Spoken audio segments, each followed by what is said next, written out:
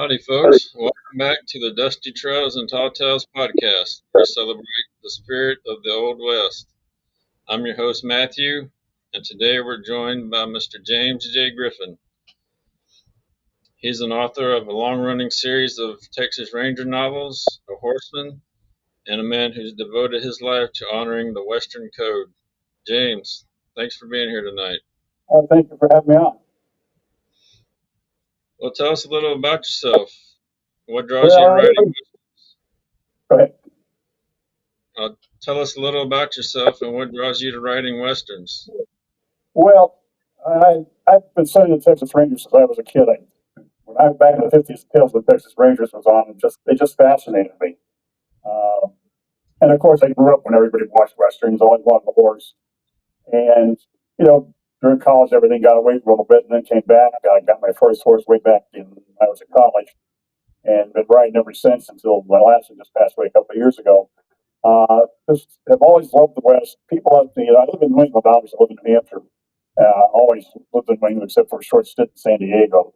And I don't know how many times I've been asked, "You love the West so much. Why are you still living in New England?" I said, "Well, it's home. I love the West. And I'm out there, out in Texas every other year, and I've been all over the West out there. But there's something about New England with the seasons, and I've just grown here, born here, grew up here, and I love living in New England. It's kind of an odd place to be for writing westerns.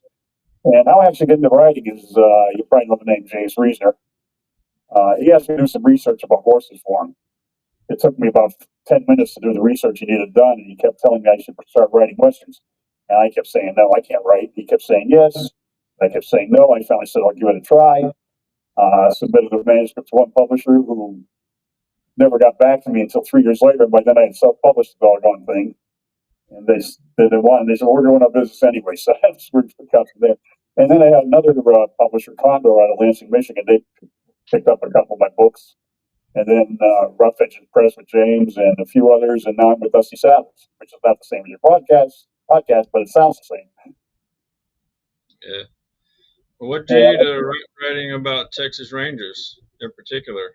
Yeah, well, just because I've been studying since I was a kid, and you write what you know, and I know the Rangers. I've got a couple buddies, one who's still active duty, the other one's retired, and if I need any research on them, especially present day, I just call them up and say, "Hey, I need to know this." And so I write both time westerns back in the 1870s, 1880s, and I also write the contemporary ones, which is in today's environment. The same generations, contemporary ones are sixth generation James Bludgeck, which is a great grandson of the original character. And I've always loved the Rangers, loved that era, and I like to do research. I got into Texas a lot. Plus, I started collecting Western pulps. When I was in college, they had these paperbacks, like 25 cents, 50 cents for Jim Hatfield. They were used. I never realized they were pulp magazines, and when I found them, I decided I was going to collect all 232 of them, I think it is, which I did. And I got hooked up with the Ranger Museum when I was down there, and I've been collecting stuff for the Ranger Museum for about 10 years now. And all my magazines, and I've got about, hundreds of stuff I sent down to them. So I'm still working for them. Collect if I come across something, I just pick it up and send it down to them. Yeah. Well, what kind of artifacts do you have in the Texas Ranger? Well, mostly popular culture. The Texas Ranger magazines, of course, which I cried when I sent them off. I said, no, they're just going to disintegrate here. And a lot of toys, a lot of books, a lot of, you name it, badges you can't really trust because most of them are fake. But I've got, some old postcards, some old records that weren't the Texas Rangers, but were, different groups named Texas Rangers. Texas Ranger tricycle. Hardest thing, Jay Mulligan's one of my Ranger friends wanted, and I would like to get it too. One thing you can't find is a Texas Ranger Gatling gun pinball machine. I saw one once. It was like $5,000. They said, I like the museum, but I don't like it that much. Yeah. I've got pistols down there, mostly kids' pistols and pistols and that. Actually, one time, I finally met Jim back around 2001. I went down, but he was in. And finally met him. We've been friends ever since. And about a year or two after, what happened is I was collecting these Texas Ranger books. And there was somebody else bidding on them. And the name was Ranger's Wife, the eBay name. Well, one night, you know, I was bidden, and he actually thinks a couple he put it for sale. And anyway, I won them, and when he messaged him, just asked, get the payment made and everything. I said, "You really married to a Texas Ranger and not a ball player, but a Texas Ranger." And I get an instant email back saying, "Yes, she is, and this is the Ranger." I'm thinking, "Oh boy, he thinks I'm after his wife." But he was. He's a nice guy, and we've been doing that ever since. And he's collected. He's working at Baylor now doing forensic science. If you want to know which way a bullet went or how somebody was shot, he can tell you. He's really expert on stuff like that. He actually went down with the school a couple of years ago, and they were digging up bodies of illegal immigrants crossing the border who died and just buried on the spot, trying to find them for their family and identify them. It was a thing with Baylor. Yeah. Well, you said James Reasoner encouraged you to write your first novel. How did that happen? Well, that's like I said, I was doing some research for him, and he kept telling me I could write. And actually, he wanted to know what I wanted for the research. I said I want you to write me into a book as a Texas Ranger. And he was writing a series of books called the Civil War series at the time. And sure enough, he put me in the books as a Texas Ranger. The only thing is, the second time they put me in there was editor changed me to an old Ranger. I said, "No, don't do that." Because, well, at the time I was a lot younger than I am now. So, but yeah, I've had a lot of fun with it. I just enjoyed doing it. I'm a little behind right now to just I had some knee replacement surgery and everything, so I'm kind of goofing off. But I'm going to get back to it. And one time, Jim emailed me. He wanted to know my belt size. Matter of fact, I have a Texas Ranger hat he sent me, a genuine Ranger service hat, but that's out in the car right now. But I said, "Where do you need my belt size for?" He said, "Oh, you'll see." And he said, "I'm going to get your Ranger belt." And so I'm waiting and waiting. He said, it took almost 2 years. What happened is they're made by the prisoners in Huntsville. And the prisoner, when he first asked me about it, was making keys for themselves along with the belt buckles. So that stopped that for a while. Then the warden got caught skipping off the prison profits from the prison store, so he got shut down. And then Hurricane Ike hit. I wasn't pressing for it anyway. I thought it was just great he was even thinking about it. But it finally showed up. It's a nice belt. And got my initials on the keepers and the belt, Texas Ranger belt buckle, and all nice and engraved and everything. So it's really he sent me like that. Once in a while, pop up with something. He sent me a 125th anniversary knife kit, and a Texas Ranger flask, and some company. He was Company F, then Company A, and they sent me odds and ends that are not normally in the store or anything at the Ranger Museum. These are just things that Rangers of a particular company have made up for themselves. So, and I still have a couple around, but most of them are in the museum. Well, I think we need to do an intermission. I'm having some people saying they're having trouble hearing you. So let's see if we Okay. can fix it real quick.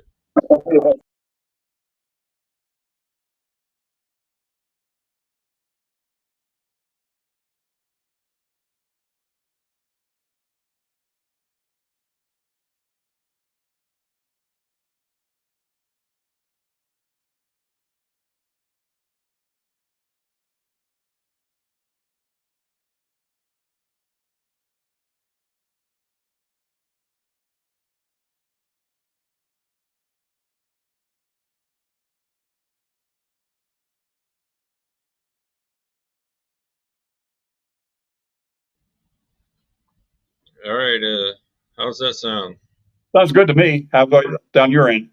Yeah, I can hear you a lot better now. I don't know Oh, what. okay. Yeah, I moved the mic a little bit. Okay. So your first book, what was the title of it?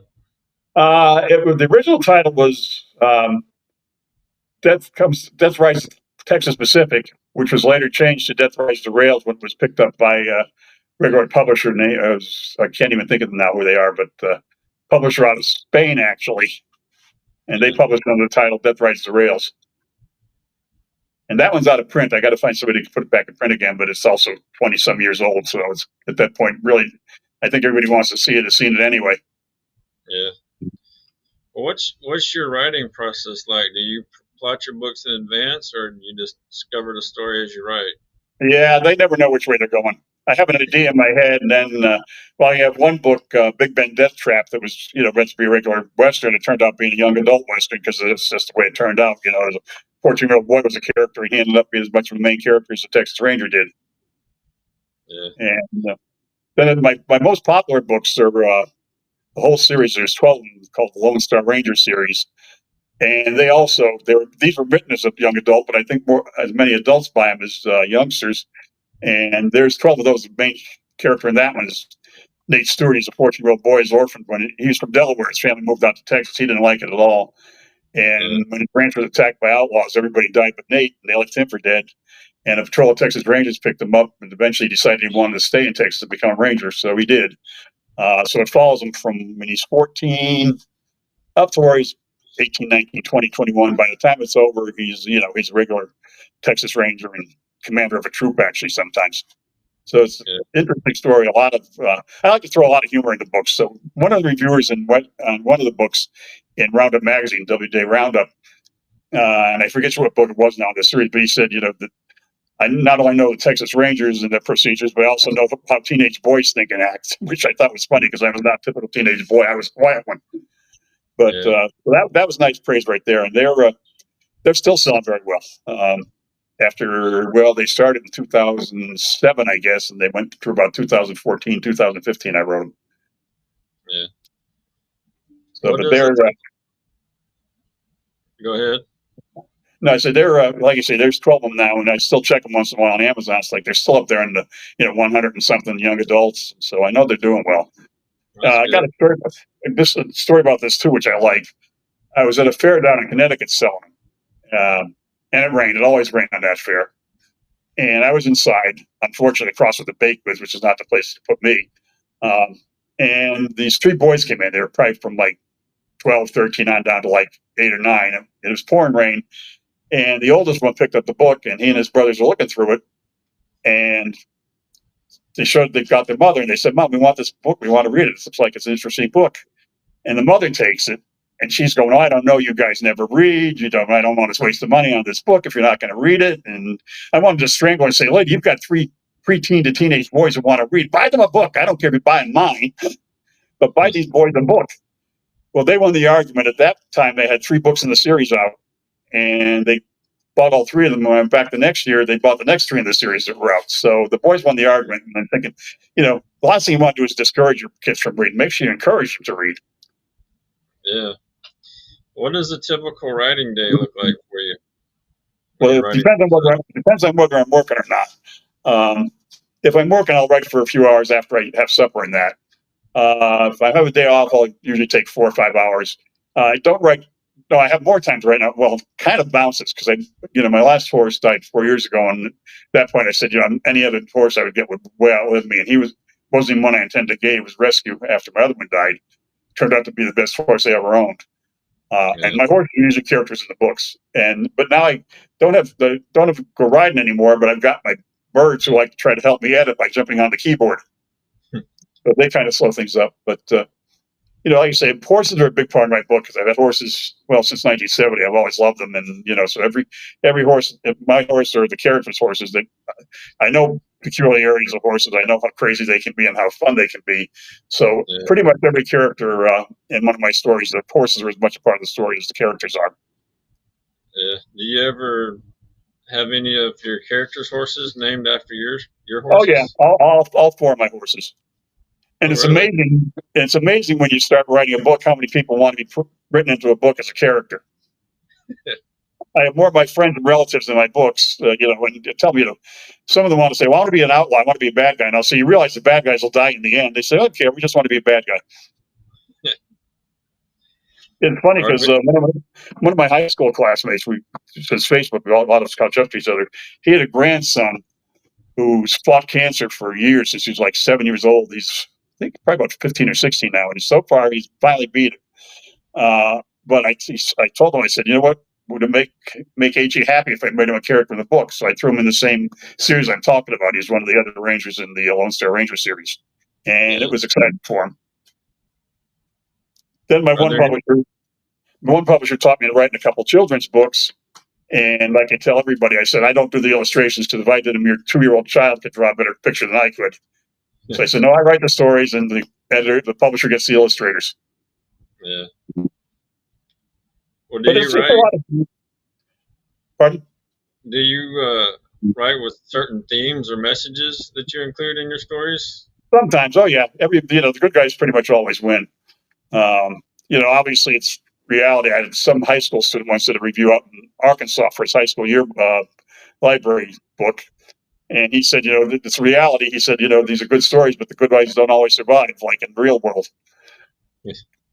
But the last one I wrote, last couple, I go down to Texas like I say every couple of years, but never been down to Big Bend. I wanted to get there, and I finally got there a couple of years ago, and it's amazing. It's like New Hampshire, but stark. It's starkly beautiful. I got over into Mexico a little bit, but they just had a lot of rain, so the Rio Grande was in flood. I couldn't get across the border in a couple of spots. But there's an old movie set down there. I guess they used to film old westerns down there, right in Big Bend Ranch State Park, called Carabino Canyon Movie Set. And I'm poking around down there and just looking around. There's nobody around. They warn you, it's extremely isolated. If you take a horse, you got to bring extra horseshoes and everything else. And I'm poking around. All of a sudden, I trip over a rock I didn't see and go flat down on my face. And I'm just laying there laughing. I'm thinking, boy, here I am in a movie set, and I just fell down like somebody shot me from the back of the room somewhere. And it's like, wait a minute. I said, I could lie here for 3 weeks and nobody would even know I was down here. Fortunately, I didn't get hurt. I just thought it was pretty funny. Yeah. Well, what are But some of your biggest writing influences? Why do you always write with the good guy versus the bad guy, and the yeah, good guy always wins? yeah, the old pulps, of course, even though they're kind of far out. And then a little bit more, a little bit of Max Brand, some of the odds and ends. Elmer Kelton, although he's a little more up and down than I am. Cormac McCarthy is interesting. He actually have a quote from his on a headstone because I already have it in place for when the time comes, and it was from his All the Pretty Horses, and it says if he had ever been into a world where there were no horses, he would have found them anyway.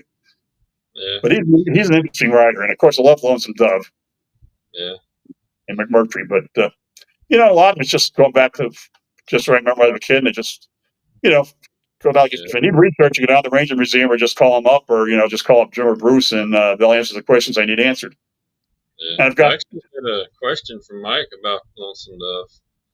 I want to know what you think of it, and which what do you think of Lonesome Dove, which has the Texas Ranger history prevalent in that storyline?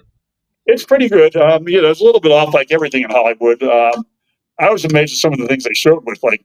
If you remember the river crossing scene where they're taking the cattle across the river, and I never realized that during cattle drives, because of weight and everything, they would actually strip naked and get back on their horses right across, and then get dressed after they got back across the river again. And Lonesome Dove showed that from off in the distance. Obviously, it's nighttime TV, you couldn't just do close-ups, but they actually showed that as they're crossing the river. You can see, I'm sure they had some kind of flesh tone suits on, but it actually showed that.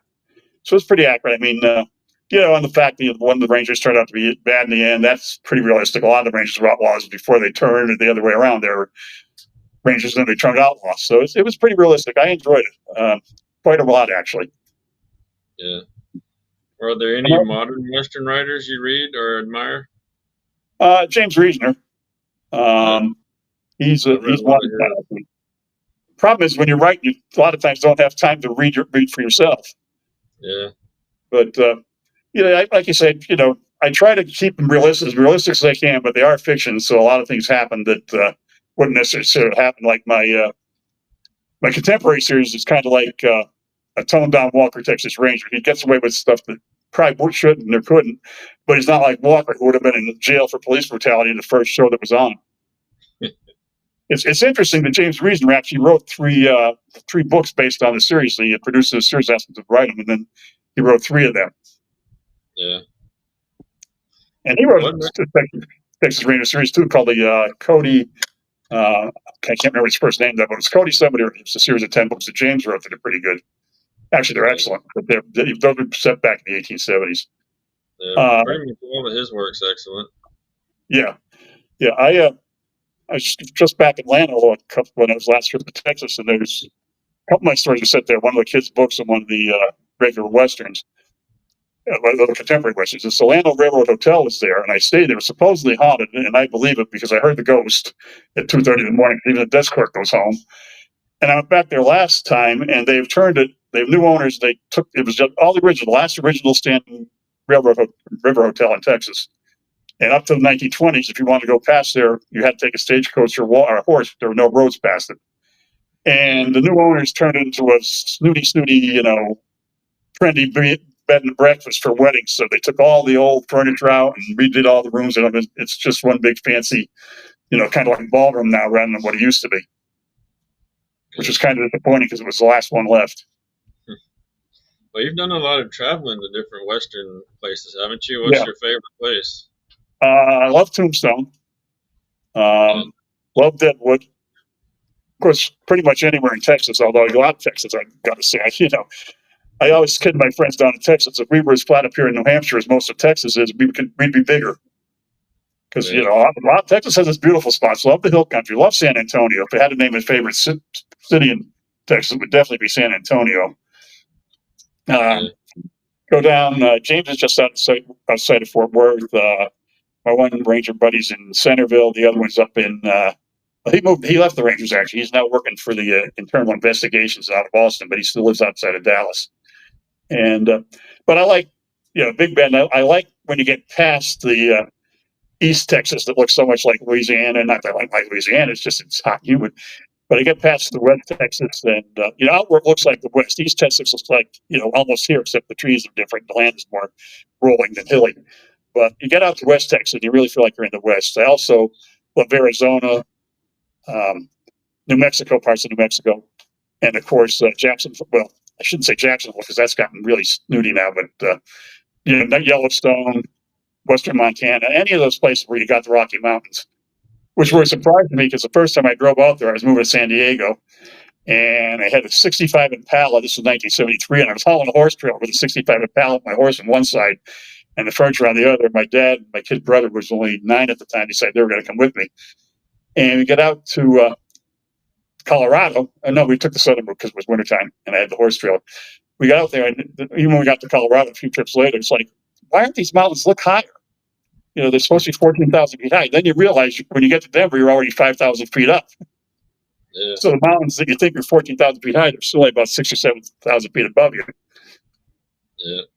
But they're nice. I love that whole place. I'm sad about Glacier Park because I was just there when I went to Alaska a couple of years ago, and there's no glaciers left. As a matter of fact, I was talking to a customer the other day that just got back from there a couple of years ago. They said to see the glaciers now up in Glacier, you have to hike in. Where when we were there, it was 50 years ago, probably, or close to it. They were right down the road, and my mother, who was terrified of heights, she even got out and sat on the glacier in front, right next to the 300-foot drop, because she said she had to do it. But I just love the wide open spaces. Texas, unfortunately, I would never move to the east part of Texas. Now, maybe the west if I ever got ambitious enough. But you drive from Austin or Dallas Fort Worth down to Austin now. It's just like driving from New York or Boston or New York City to Washington. The only difference is there's more pickup trucks and a few more cowboy hats. But otherwise, traffic is as bad as not worse.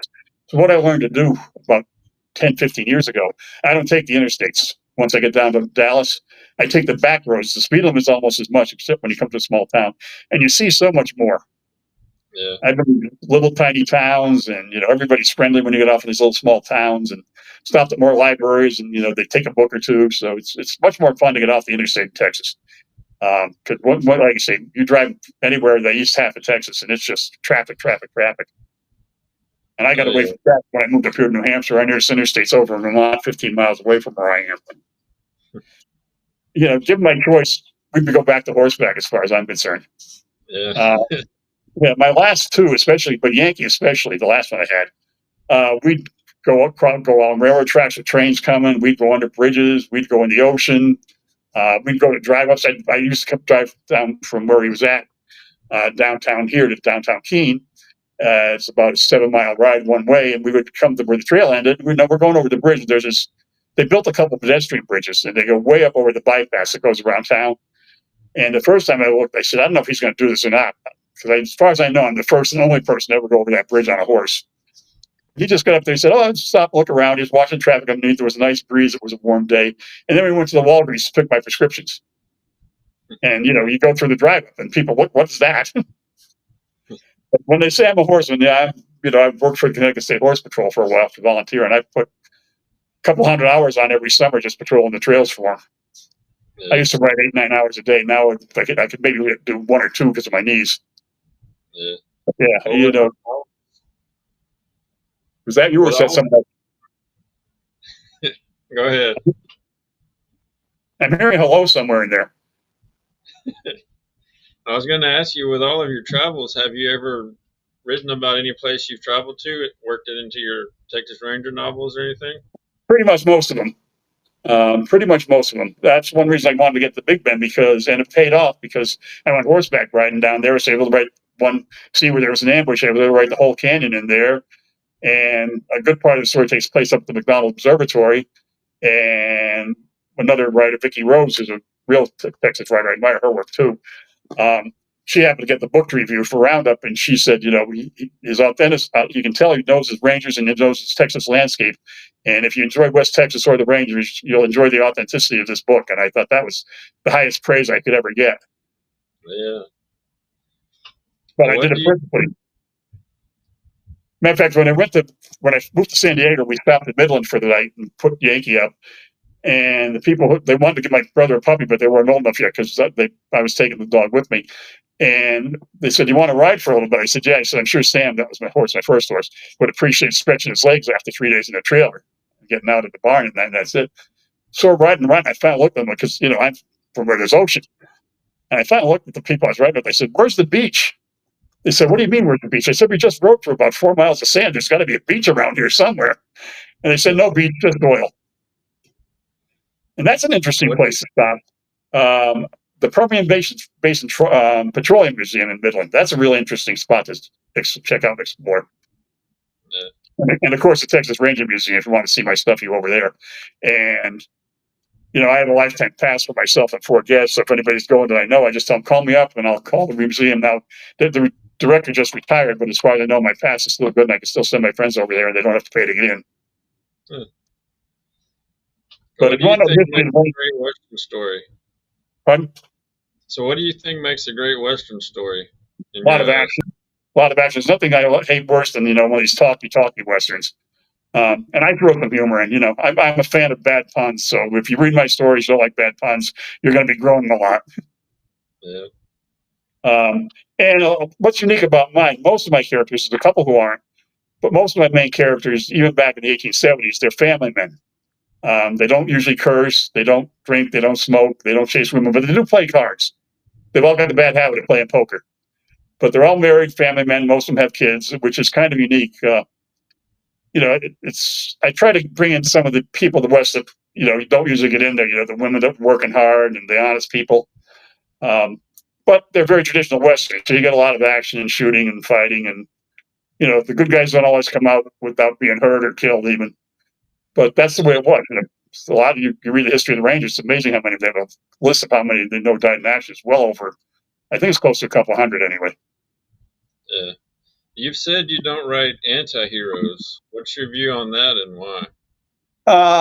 I just like real heroes. Like Rangers are questionable, but that's a quote that came up when I first started writing, and I didn't actually write that quote myself. But Oh, it depends on the anti-hero. Some of them are good, some of them are. It depends on how evil the anti-hero is, to be honest with you. yeah, But it's just not my style. I like writing the good guys, bad guys, because that's what I was used to growing up. Gunsmoke and Texas Rangers and Laredo.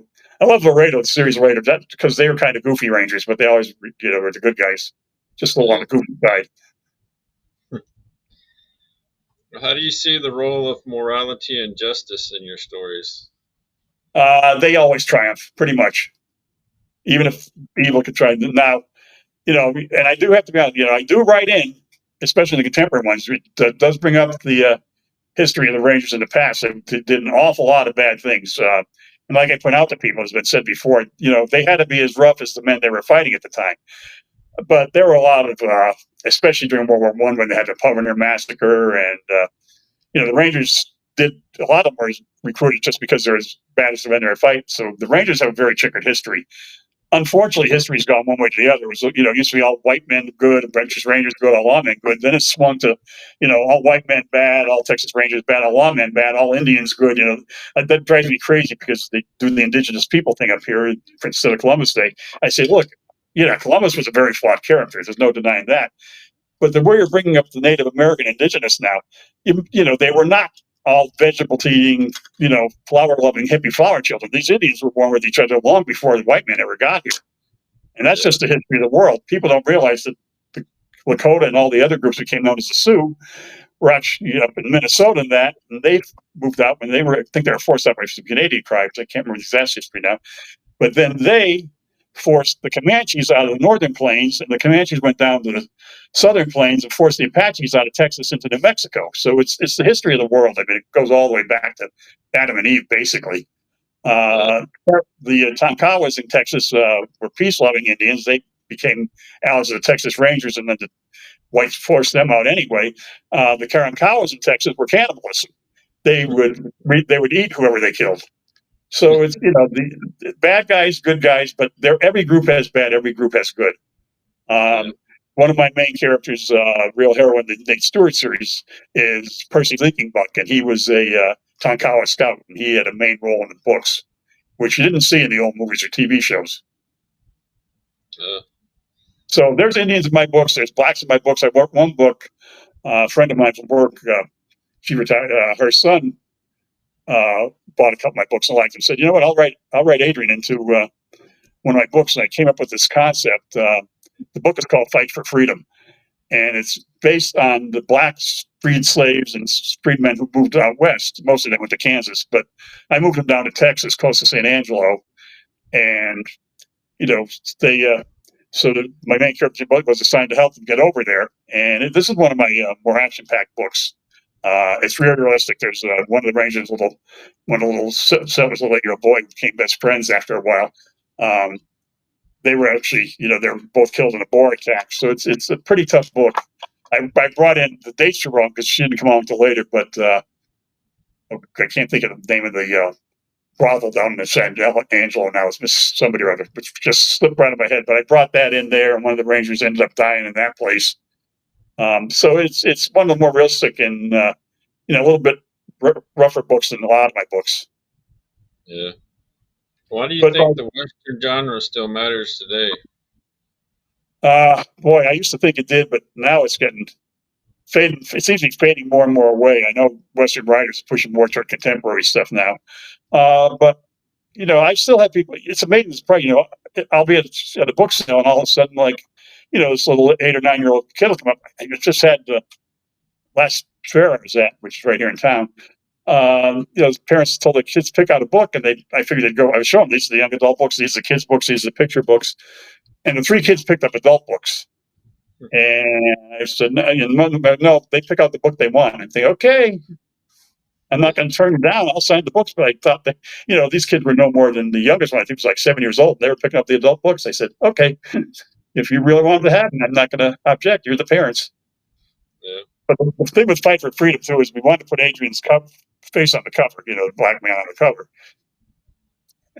Francis said, "You don't have any pictures." We had to fight and fight. We finally found one head and shoulder shot. We had a Photoshop and put a Henley on him rather than the shirt and tie he had on. Yeah. But and that's I like to do I was looking for an illustrator for my westerns, and this is one of those funny stories. And I happened to come searching around. I don't know if you've ever heard of Andy Thomas or not. No, but sir, he's one of the, look him up. He's one of the premier Western artists today. His paintings go for in the 5 figures. Wow. And so they said, "Yeah." I called him and said, "Do you want? I'd like to, use some of your pictures on the cover." She said, "Yeah." He said, "My wife takes care of all this, and he only charges $100 for the illustration. Plus, you can get a copy of it for your wall to frame." But he said, "My wife takes care of all the business. My wife, Dina." So Dina, she puts me over to her, and Dina and I are talking. I grew up in West Haven, Connecticut. Well, as we're talking to Dina, her family and she lived 2 houses down the block behind us. Never knew them. Went to the same church we did. Dina was in the same class at St. Lawrence School that my sister was. Never knew them. Never ever met them he's in Missouri. He's in Carthage, Missouri, so nowhere near West Haven now. And then we're talking some more, and I said, she said she was going back to Connecticut. I said, "Where at Hampton?" I said, "I work in Hampton." And she said, "Yeah." She said, "I've got to go back. Family's there." And I said, I mentioned I went to Southern Connecticut, and we used to go over to Venice Pizza a lot. We had class breaks. We'd go and get pizza over Venice Pizza. She said, "My family owns Venice Pizza." I said, "You got to be kidding me." Never met her until it was like 20 years ago. Oh. That was just one of those weird coincidences. His pictures on the cover of 5 or 6 of my books. I guess he's he's a nice guy. And great painter. I mean, if you want to see realistic Western paintings, just like Remington or Charlie Russell, just look up Andy Thomas right now. All right. Yeah, and he's still painting. I can just look up Andy Thomas, and you can see everything. He does everything, mostly Western, but he does some Civil War stuff. He's done pictures of a lot of presidents. He's done Gerald Ford. He sets some Western settings, like he's got Trump. He updated his picture with Reagan. He's got Obama and a bunch of Democrats in one port painting, and he's got Reagan, and now it's updated with Trump in there. And another point, and they're all sitting around playing poker together, all these presidents. And then he was turned on the TV one day, and I guess I don't think Trump was doing a press conference. I think they're just doing interviewing or something. And behind the wall in the one of the offices where Trump was there's a picture that Andy Thomas did of him and the other Republican presidents on the wall behind him. So yeah, so he's nice super guy, and his wife is nice super too. And that's another trick. If you want to sell westerns, you got to have a good cover. Yeah. And yeah, Dusty Saddles. Yeah, they got to catch people's eyes. That's what that was. I read and yell on them so much. And Dusty Saddles Publishing, who's my publisher now, and I guess they're yours now too. Yeah. They come up with some really good covers. Yeah, they do. Some really great ones. Yeah, I'll tell you, I've seen a lot of. They're pushing hard. I've seen a lot of people that I know as white writers are coming over. I mean, I've been there a while now, but a few people came over now that I recognize. A couple of them have passed away since, but they're really pushing the genre, and they're really pushing hard. I think them and Wolfpack are the two they're really pushing hard now. Yeah, they are. Those are really the only two major I ones think right now, really. Yeah, that's another thing you're saying about the future of Western. I think it would be even worse shape if it weren't for these little publishers that popped up now. My first book was self-published, and it was picked up later. But if it weren't for all these little publishers that came along, 2 or 3 men, because James Reesner ran a little publishing print for himself for a while, and his wife Livia and Cheryl Moss Pearson, they ran one for quite a few years. That was Rough Edge. No, James was Rough Edge Press, and theirs was Prairie Roads. But like everybody else, it got to be too much after a while, so they kind of shut things down. But it seems as soon as they shut down, another one pops up, and you just got to watch because there's some con artists out there too. Yeah. What are some of your all-time favorite Western novels? Lonesome Dove. Anything by William Moore. Yeah. Except for Chick Bogie, because Chick Bogie didn't like his horse, and I didn't like that. You got to you want to be out there with the horse on your own. You don't want to be fighting with him all the time. You want him to be trusted. You got to trust him. So I didn't like that very much. Matter of fact, my publisher at the time was out in New Mexico, and I went out there on a signing tour. Drove down to my niece's wedding in Florida, then drove across to Texas and Mexico to do a signing tour. And he drove me out to the Four Corners and to where Louis Moore's property was. You can't go on it, so you can't see his cabin, but you can see the property. Yeah. Louis likes to exaggerate because he claimed he went to every place he ever wrote a story in, and he went to most. He didn't do all of them though, but he did do most of them. Yeah. And the funny part, another one, when I was collecting those pulp magazines, November 1949, the Jim Hatfield, the Texas Ranger story, and it was Guns of Fort Griffin. And now my last name's Griffin, obviously. And I happened to be born in November 1949 when Guns of Fort Griffin was there. So I wanted that one desperately. Could not get it. Every time it came up, it would go for $200 or $300 or more. It's like, you got to be kidding. What's so valuable about this thing? Well, it turned out there's a short story in there written under the name W.R. Colt. Well, W.R. Colt was the pen name of L. Ron Hubbard, the Scientology founder. And all the Scientologists wanted that book, so they would bid it. I finally got a couple of them, but it took forever. Another place you could find, you wouldn't realize it unless you knew, and I didn't know until I started collecting this. William Moore wrote in Texas Ranger Pulp magazine. He wrote shorter stories under the name Jim Mayo. Yeah, he wrote in James Mayo, yeah. And another thing they've had fun with is James Reesner and there's a man named Al Tonic who's passed away since. They're trying to find out who all the real authors are, because Jackson Cole was a house name, and it was so weird because sometimes Jim Hatfield's horse Goldie would be a gelding, other times depending on who wrote the story, the poor thing would be a stallion. He must have been so confused. Yeah. So we tracked down most of them. There's still a few that are unknown, but there are a couple. I said to James, look, these have got to be written by Ed Earl Rapp, because he's the only person I've ever seen that uses the term cult man to describe a gunslinger. And so we went back and did some digging, and the only one we could ever find was Ed Earl Rep was the only one that ever used the term cult man, and plus the style was just his. Um, and then I guess somebody else has found a couple more cult man people, but they were after this time. The strange thing about the Hatfields is the guy who created them, A. Leslie Scott, also wrote horrors and science fiction. And so you never knew what was going to pop up because he would take stuff from one story and throw it in one of his westerns. And his first western ever was reprinted as a hardcover called Black Gold.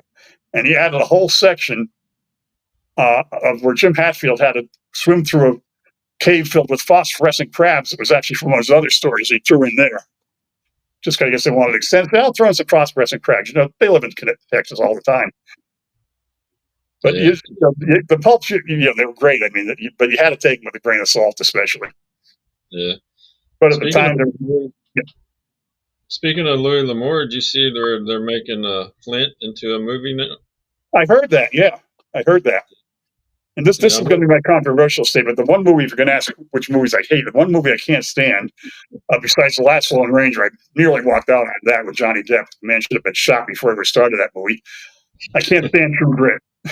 I saw the original finally, and I said, "This is horrible." And they said the remake came out. I said, "No." They said it's just like the original. I said, "Nope." I said, they've got Arkansas looks like the Rocky Mountains. They got this girl whose father wasn't even bright enough to know a gelding from a mare, and she was so annoying when she fell in the snake pit. I said, I was rooting for the snakes. Yeah. And the one thing that really annoyed me is, John Wayne was supposed to know what he was doing, but yet they had him when she got snake bit. They had him get on the only horse they had and ride it into the ground, where a smart man would have, alternated and gotten farther along toward health. Yeah. And that's not my bird. Yeah. And then when they came with the Outlaws wagons, he didn't even ask for help. He just started shooting. It was just, I don't know, just annoyed me, that movie. Yeah. Well, since you're a expert horseman, have you noticed any other westerns that get things wrong about horses? You mean 90% of them? Yeah. The biggest sin, of course, and this is especially on the Lone Ranger TV series, is riding a horse for miles and miles and miles. They can go top speed for about 2 miles at most. Yeah. And a lot of horses are ridden to death in the West. But when you got a bunch of Indians on your tail or a bunch of outlaws, sure, you're going to ride them as hard as you can. But if you're trying to travel, if you make 50 miles a day, you're going fast. You make 30 miles a day, that's a good average. Yeah. Or Hidalgo, which was not really a Western, but I love the movie, except, the end, the horse gets a stake through his shoulder, and then Big O Morton, so the character, Frank Morton, just pulls the stake out, and the horse, he stitches it, and the horse gets up, and they finish and win the race. It's like, no, that poor horse would have been dead. And then a lot of times, not so much in the movies, but the pulps will have characters riding stallions, which I'm guilty of right now for the one I'm writing, but very seldom the cowboys ride stallions or mares. They rode geldings because geldings are calm. All they want to do is eat and sleep. They don't care about a mare and heat or anything like that. Even mares, they get crazy when there's a stallion to heat sometimes. My riding partner, she had a little Mustang mare she got. She was 18 months old from BLM. And that horse was sex crazy, to put it mildly. As a matter of fact, Debbie came out and said, she's a slut. We were patrolling one time at a state park, and her horse just stopped and started to back up under my horse's nose. He was a gelding. He didn't, what's going on here? We're going, oh, these kids around here are going to get nature lesson if you don't get her out of there pretty soon. And that's, the other thing is, people who just didn't take care of the horses, let them grow on, let them just have a full drink of water as soon as they've been galloping for a few miles, which is a great way to kill a horse right away. Give them colic or founder. And like you say, there were people who didn't like horses abusing, but if you've got your own horse, you got to take care of it, and you've got to trust them, because you don't want to be on foot 20 miles, 30 miles from nowhere. Yeah. One of the worst things I ever read is an old paperback. And these are a couple examples I actually wrote in one of my articles. One book had a character chasing an outlaw, and he was on a horse, and the guy was in the posse chase said, "We're not going to catch him. He's going to get in the hills, and he's riding a Palomino. Palomino's are good in climbing hills and riding fast." It's like, Palomino's a color. They're no different than any other horse. And another one, and again, another paperback, privately printed pulp, talked about a horse that could get across the desert because it had dish plate sized hoofs. Well, first of all, you're talking about Clydesdale, and even those aren't that quite big. But there's no such thing. You would have a horse that was already lame and curling up. You can't get them that big. And plus, the ultimate desert horse is the Arabian. They're the ones, if you want to do an endurance rider, and you get on Arabian. But they have small hoofs. They don't have big hoofs. They have smaller hoofs that don't sink as much in the sand. So there's a lot of areas. You can always tell. I mean, how long the horses go, what they do, what they eat. There's so many. James, that's why James called me, because he wasn't sure about some of the things he was asking about. He called me, and I said, okay. I mean, I don't claim to be an expert, but I know a lot. I know what not to write. Let's put it that way. Yeah. You don't have your horse going for miles and miles. Yeah. And a couple of people asked me, because couple of my characters have one-man horses. Jim Blushik, the main one, does. And there are one-man horses. You don't really think there are, but there was a Texas Ranger in the 1840s owned a horse called the Black Prince. Nobody else could ride this horse with that Ranger. Nobody else could touch it. And there was another Prussian army officer back in, I think it was the Russo-Prussian War. But anyway, there was a horse there that nobody could touch because it would kill them. It would literally, as soon as the groom got near anything, it'd reach out and bite out their stomach and just rip their stomach open. And so this officer said, no, I want this horse. He's going to be good. And what he did is he went in the horse's stall, and the horse reached out to bite him, and he had a hot leg of muffin behind his back. And as soon as the horse reached out to bite him, he stuck the hot muffin, and the horse bit the mutton instead.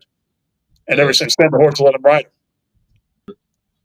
But yeah, matter of fact, Debbie's horse wouldn't let a lot of people ride her. My riding partner, the one I was just talking about.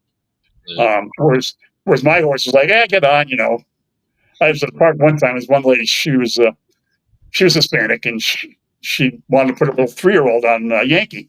I said, sure, just sit him up there. We weren't supposed to, but just sit him up there in the saddle. We're not going to go anywhere. We just got to sit there. Well, that little kid's eyes got so big, and we couldn't get him off. He wanted to, she tried to pull him off. He'd start crying. He'd grab the saddle horn. You're not taking me off here. And the funny things with kids that age is they either they're scared of the horses or they're just fascinated and want to know everything about them. Yeah. And that's another thing they got wrong. Not so much in the books, but in the movies, when they have what they call the croupier mount. Gene Autry had them a lot. Some of them where the rider will jump up on the horse and put his hands on the rump and jump in the saddle from behind. Yeah, that's a certain way to get a couple of hoofs in your stomach. Those are Hollywood horses. They wouldn't do that. Yeah, so that's one thing. I'm sure there were a few, but a lot of stunts, like the running W killed a lot of horses. Yakima Canutt was a real cowboy and a well-known stuntman. He's the one that did the stunts of the second Ben-Hur when none of the horses got hurt, but he's also guilty of inventing that running W, where the horses would gallop and just pull the legs out from under, and they broke more horses' necks or legs that way. And they banned that. And after the 1936, if I remember the exact year right, filmed The Charge of the Light Brigade, they killed so many horses in that movie when they were filming the charge scene that everybody got alarms. That's when the American Humane Society came in to watch the movies to make sure they were treating the animals right. Yeah. It took me a while. It took me a while when I first started writing. It took me a while to actually have a horse killed in my first few. I just couldn't do it. But then, it's realistic. You got to have. Unfortunately, it had to happen once in a while. Yeah. I still have a hard time writing it. I also have a hard time killing off some of my characters that have been there for 3 or 4 books. And, just to fit the plot, one of your characters has to die off. It's like, I can't let him go. But yeah, I'll do it. I'll, say later, I shouldn't have done that. But, it works out well. Yeah, they become like old friends after a while. Oh, yeah. Well, that's one of my secrets anyways. They say write what you know, but I say, no, you've got to get yourself into the character. When I'm deep in writing a book, it's like I'm there. I'm the character. I'm riding the horse. I'm driving the car, or whatever. And, I think most authors will tell you that, you've got to know what you're writing about. But you also, most authors writing fiction anyway get deep into the character. Yeah. I know I do. Well, if no one's ever read one of your books, which would you recommend they start with? If you want to start with the latest ones, I've got 2 new series. Actually 3, but the first book is out. The first series is the Luke Caldwell series. These are all from Dusty Saddles. The Luke Caldwell series, the first one, that one is Ride for Justice, Ride for Revenge. The second series is Will Kirkpatrick's series, Texas Ranger. The first one of that is Blood Ties. That one has Andy Thomas on the cover. Uh, That was Thomas. And the one I just started now is a little bit different. Dusty Saddles asked me to do not a Texas Ranger, but a United States Marshal. And so my new series features a marshal called Vic Verdugo, who was also a Texas Ranger before the Civil War when they were all volunteers. And Vic Verdugo is a U.S. Marshal. The first story takes place uh, in its guns at Fort Griffin. As a matter of fact, I'd use the title and set the story in Fort Griffin, which is one of the wildest towns in the West. And then the second story I'm in the middle of right now is Verdugo's Revenge. The interesting part about I just like the name. I love alliteration. And it says Victor Verdugo. That sounds like a good marshal's name to me. So I went on, onto the line to see what Verdugo meant in English, and it turns out Verdugo means executioner. So that's a nice thing. That worked out well. yeah. And so Vic is out there, and I'm bringing in Dusty Saddles had me write one Western horror novel, which was a unique experience, to put it mildly. So I have one Western horror novel called Clouds of Death, and that one also had a U.S. Marshal on it. He's half Scots-Irish, half Paiute, named William Cloudgatherer. And I'm writing him into the Vic Verdugo series, the book I'm writing right now. And I'm having a lot of fun with this book because this one is set in Las Cruces and El Paso, and we're working Felina into it. Remember Felina from Old El Paso, the song? Yeah. Well, we're working Felina into the story. I also had my second book is Trail of the Renegade, and there's a Marty Robbins song that probably very few people have ever heard of called "The Law and the Badge." And in this story, there's a new lawman who rides in a town where there's three outlaws, and I actually wrote the whole scene from that, and of course I gave credit on the cover and in the credit page. I also took that one and wrote it as a scene. But as a matter of fact, this was Jim Blush's, I think, first assignment as a ranger, Yeah. and I wrote that in the book. So there's one short story I wrote called "The Wind." Is a song that was written by a guy in Montana named Jim Schulz on a CD, and it's a kind of a ghost story. The writer is caught in the wind for the night, and he starts dreaming, and he sees this ghost up on the ridge, and one thing leads to another. So I like to make, if I see a good idea and I make sure I don't touch up on somebody's copyright or copyright material, I'll do it. Like Guns of Fort Griffin, you can't copyright a title, so I was able to use that title.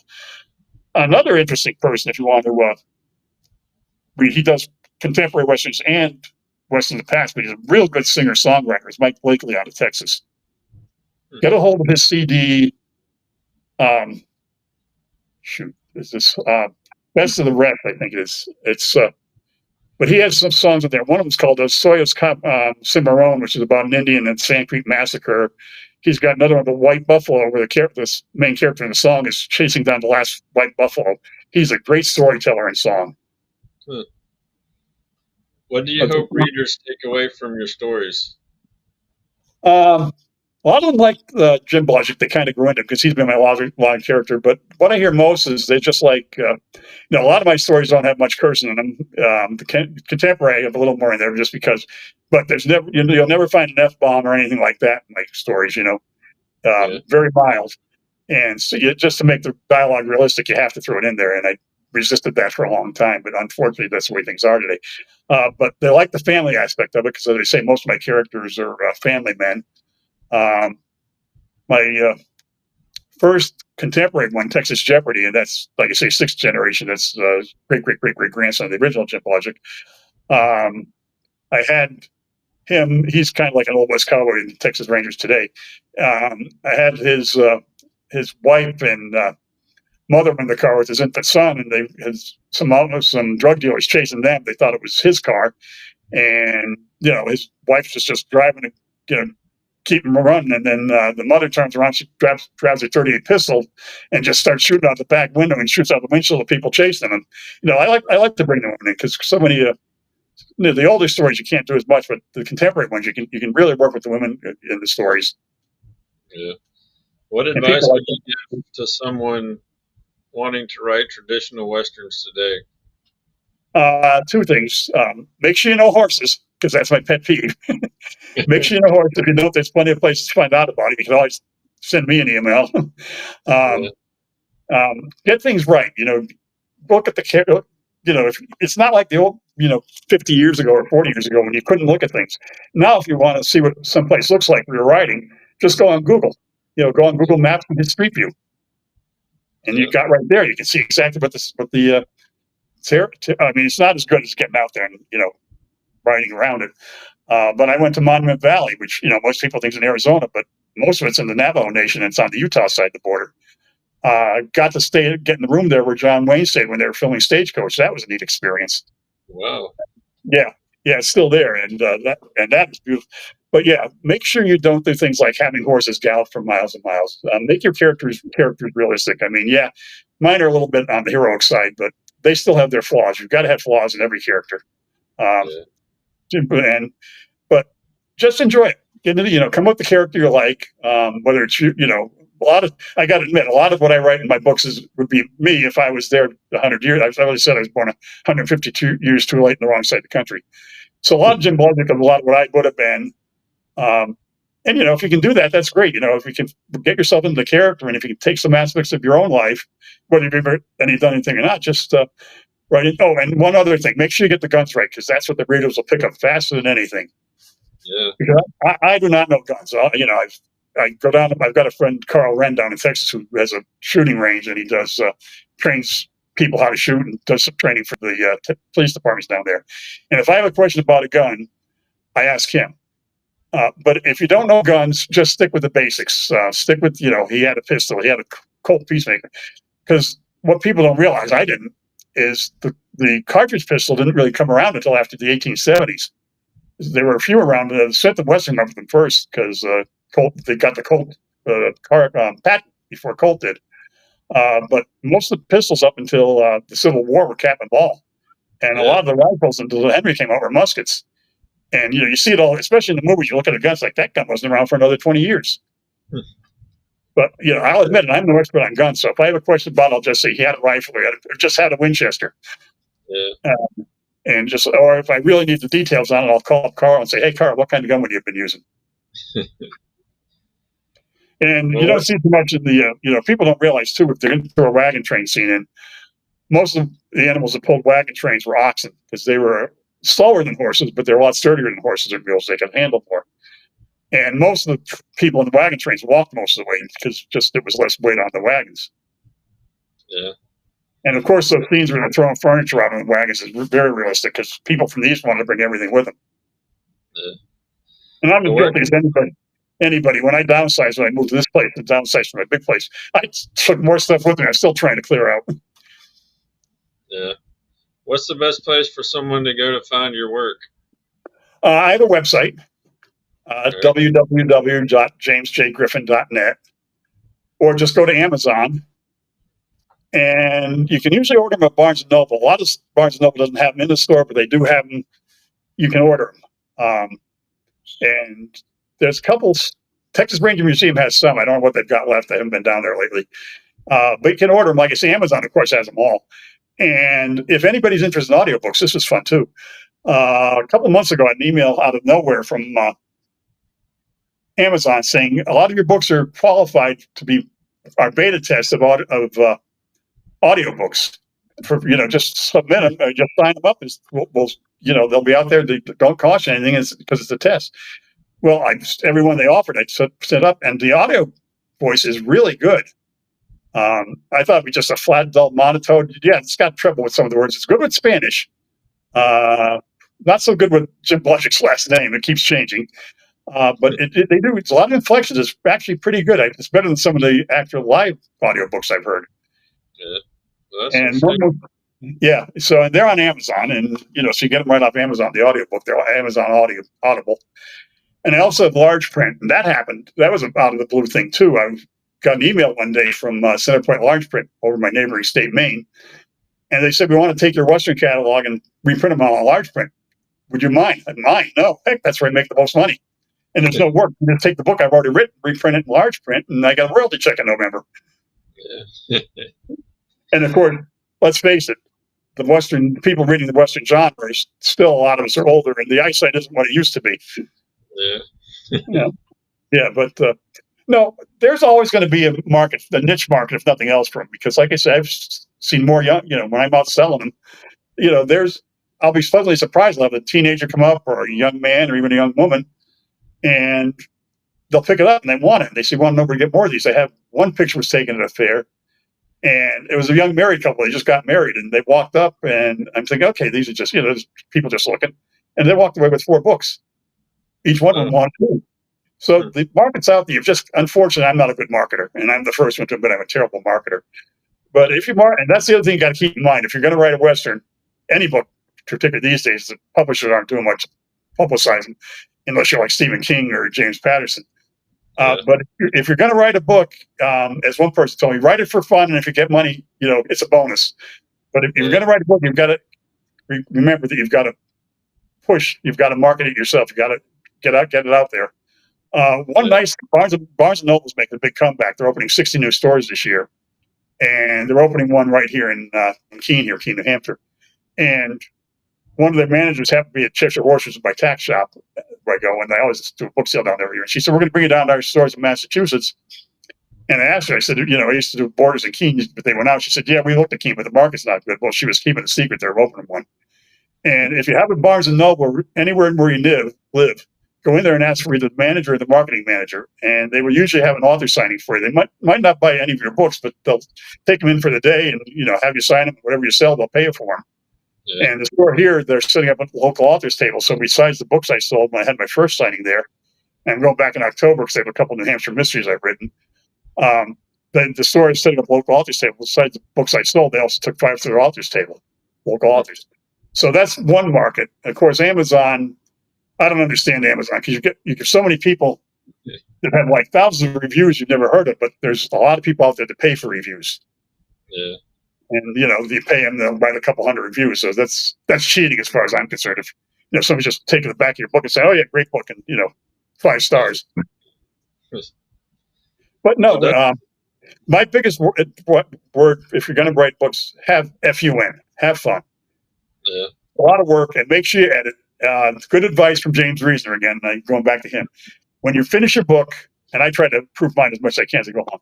When you finish your book, don't proofread it more than 3 times, because if you proofread it more than 3 times, you're just going to drive yourself crazy. Because yeah, you're just going to find I got to change this dot, I got to move this word.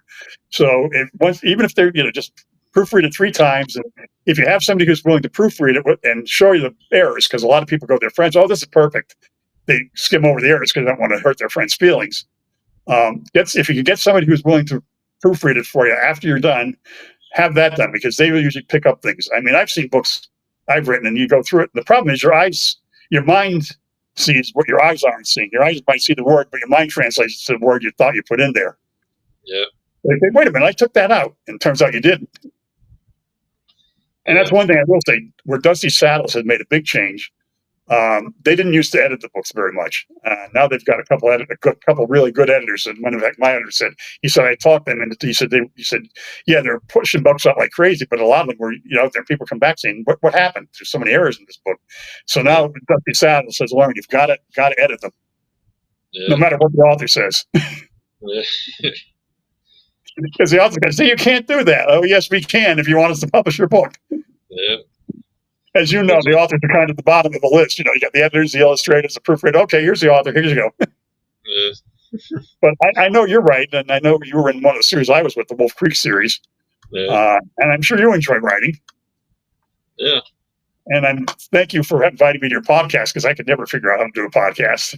yeah. Well, I'm glad to have you here. Yeah, and like I say, it's I've got one of my high school college friends is over in your neck of the woods, only on the other side of Hammond, so I know Louisiana very well. Yeah. Well, It's nice to learn from my deep. yeah, Jim, it's been a real pleasure talking to you today. Thank you for keeping the code of the West alive and writing stories that honor tradition and reminding us that the good guys still wear white hats, Yeah, yeah. even though you aren't. Quick technical Even question: though, does this stay up now, or just go away after tonight? oh, it stays up. Oh, good, so I can pass it along again. Yes, sir. Okay, thank you so much, Matt. All right. We'll see you next time. Thank you. Thanks for watching, Yeah. everybody. Adios.